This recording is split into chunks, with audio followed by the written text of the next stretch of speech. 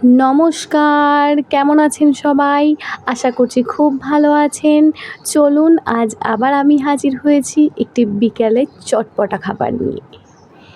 জাম গরমের সময় ঠিক যেমন উপাদেয় খাবার, আবার এর উপকারী দিকও রয়েছে। চলুন তাই দেরি আর না করে জামগুলো বেশ ভালো করে ধুয়ে নিলাম। এর আগে আমি অনেকবার জাম খেয়েছি, তবে কেনা মানে দোকান থেকে কেনা, তার এত টেস্ট ছিল না। হঠাৎ এই জামগুলো একজনদের গাছের জামগুলো আজকে মাখা করব। জাম মাখা করার আগে একটা জাম খেয়ে দেখলাম, বলে বিশ্বাস করবেন না, সত্যিই খুব মিষ্টি। আর এর আগে যেগুলো কেনা খেয়েছিলাম, মানে এর থেকে হয়তো বড়, কিন্তু তার কোনো টেস্ট ছিল না।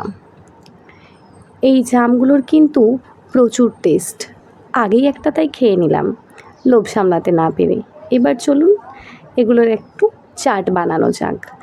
প্রথমে সামান্য লঙ্কা গুঁড়ো, বিট লবণ আর 2-4টে চিনির দানা, কারণ আগে থেকেই খেয়ে দেখেছি এর বেশ ভালোই মিষ্টি, আর সামান্য চাট মশলা দিয়ে বেশ ভালো করে কোষ্ঠে মেখে নেব। জাম তো, তাই এটা আর কোনো কিছুতে আলাদা করে থেঁতো করতেও হয় না। এটা এমনি যেহেতু পাকা জাম, তাই চটকে নিলেই হয়ে যায় হাতে করে একটু। এবার আর মিক্সিতেও দিতে হয় না জাম বলে। এইভাবে বেশ মিনিট 5 কষতে নিলেই জাম মাখা রেডি। জামগুলো অসাধারণ মিষ্টি ছিল, তাই বললে বিশ্বাস করবেন না, জামগুলো এইভাবে মাখা খাওয়ার পর যে কী দারুণ টেস্ট হয়েছিল আমি বলে বোঝাতে পারবো না। সত্যিই খুব সুন্দর টেস্ট ছিল জামগুলোর।